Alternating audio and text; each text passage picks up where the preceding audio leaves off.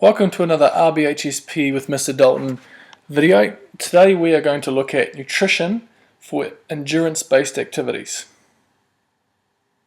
In particular, we're going to be looking at the impact nutrition has on performance and recovery. Like our cars, we need to look after our bodies and give it good fuel to ensure peak performance. Unlike our cars, however, many of us have a tendency to put bad and unhealthy fuels into our bodies, yet we expect them to run efficiently. Now picture this. Imagine putting watered down fuel into your car. What do you think would happen? Chances are it will end up at the mechanics and will cost you a small fortune. Yet, this is essentially what we are doing with our bodies when we're packing it full of fast food, processed and convenience type foods. Today we're going to look at some positive changes you can make in a short period of time to help you prepare for whatever you're training for to help you achieve your goals. Macronutrients includes carbohydrates, fats and proteins. These have several important functions in the body and it's crucial to give your body the right amount of each. Depending on what you're doing, the proportional recommendations will be different, but a good guideline for endurance-based training activities is this. Between 45 to 60% of your daily calories should come from carbohydrates, 15 to 25% from protein, and 20 to 35% from fat. We will look at what kind of carbohydrates, proteins, and fats are good for you next. Carbohydrates. Simply put, carbohydrates and sugars are starches that fuel our bodies much like gasoline fuels a race car. Each gram of carbohydrates contains about 4 calories worth of fuel. And just like a race car, it stores its fuels in the tank. The human body stores carbohydrates as glycogen, as we've talked about in previous videos, and it stores the glycogen in both our muscles and in the liver. These glycogen reserves are relied upon to stabilize blood sugars and allow for optimal muscle function. Complex carbohydrates such as brown rice, pasta, porridge and starchy vegetables like kumara and potatoes are great in your diet to fuel your body for training. You should avoid bad carbohydrates that are high in fat and sugar such as takeaways and convenience foods. Simple carbohydrates such as isotonic sports drinks, gels and even lollies are an effective source of top-up fuel during long training sessions because they can be broken down quickly for fuel. They can also be effective alongside complex carbohydrates in recovery. And we'll talk about timing of nutrition later in this video. The word fat has a negative connotation, yet fats are an essential part of our diet. The key is distinguishing between good fats and bad fats. Notice a trend here? Unsaturated fats such as nuts, fish oil and avocados are a great source of energy and are fat-soluble vitamins which play an important role in the effective functioning of body processes. It is important to note that fat is the second most preferred source of energy behind carbohydrates.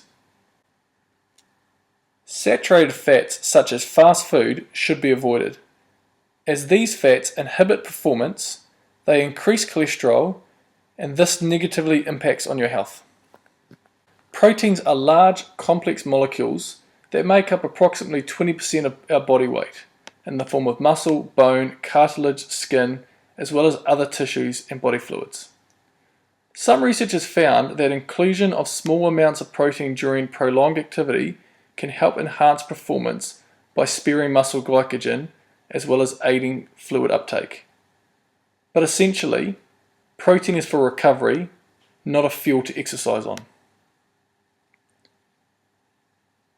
We often talk about protein being the building blocks of the body. Protein helps build muscle as well as aid in tissue repair. And as I said before, it is the last avenue the body will use for a source of energy behind carbohydrates and fats. Okay, let's have a quick recap. If we take on board the advice that we've been given in the last couple of slides, success should look like this. Your plate will be overflowing with fruits, vegetables, lean protein, and complex carbohydrates.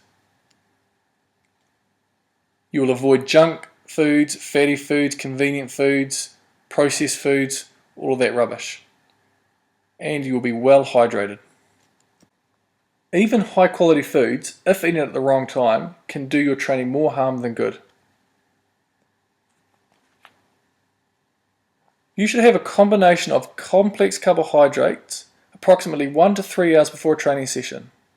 Longer sessions will require more carbohydrates. You need to know your body and how much your stomach can tolerate. We are all different, and learning this is an important part of training. After a workout, the muscles are primed to accept nutrients. The 30 to 60 minutes immediately following long and high intensity workouts are especially important. 1 to 1.2 grams of carbohydrate per kilogram of body weight, as well as 10 to 25 grams of protein after a workout, is a good guide to follow. It's also important to note that fat, which inhibits carbohydrate absorption, should wait until a few hours later. Lastly, hydration is especially important, and we're going to cover that next. Incredibly, 70% of our body is made up of water. In the diagram there you can see the breakdown of the body, blood, brain, muscles and cells, and what percentage of those are water. It's quite hard to fathom really, but it really does show the importance that hydration has in our training. Ensuring we maintain balance is important. Proper digestion, nutrient absorption, healthy skin, optimal brain power, you name it, they all rely on hydration. Achieving the right balance of fluids and electrolytes is important. These provide the minerals not only essential to our sports performance, but also our overall health. Dehydration will severely inhibit your performance in training and in the event. Not only this, but dehydration after exercise will lead to a slower recovery. Okay, let's take a look at some quick take-home tips so far. It's important that in training you consume real whole foods. We want to avoid pre-packaged convenience foods as well as fast foods. Avoid high sugar drinks such as sodas. It's important to note that alcohol inhibits recovery and tissue regeneration. And finally, it's good to eat little bits often.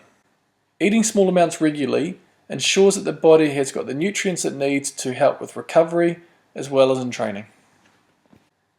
Lastly, we're going to look at some easy to find superfoods. If you look on the internet, watch various TV shows, nutrition, they'll tell you some of the world's most beautiful superfoods that are fantastic, don't get me wrong, but some of them are so hard to access or very, very expensive.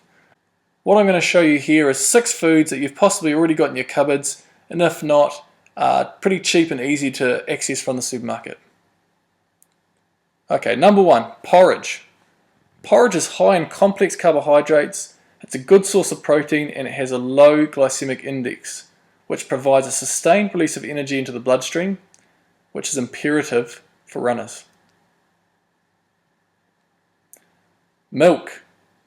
Milk is loaded with carbohydrates and protein, which makes it an ideal post-exercise muscle recovery beverage for endurance athletes. When carbohydrates and proteins are consumed together, muscle tissues are repaired at a faster rate than if consumed separately. Bananas. Bananas are one of the best pre- and post-workout snacks. Loaded with potassium and vitamin B6, bananas help maintain low blood sugar, regulate digestion, and restock your body with lost electrolytes after any sort of physical exertion. Nuts are a great source of good fats. They're also high in anti-inflammatory nutrients and are great for bone health. Kumara. Rich in vitamins A and C, which are both powerful antioxidants, and it also has a low glycemic index. Finally, brown rice. Brown rice is a complex carbohydrate and it has a low glycemic index, which is great for training. This has been another RBHS PE with Mr. Dalton video. Thanks for watching.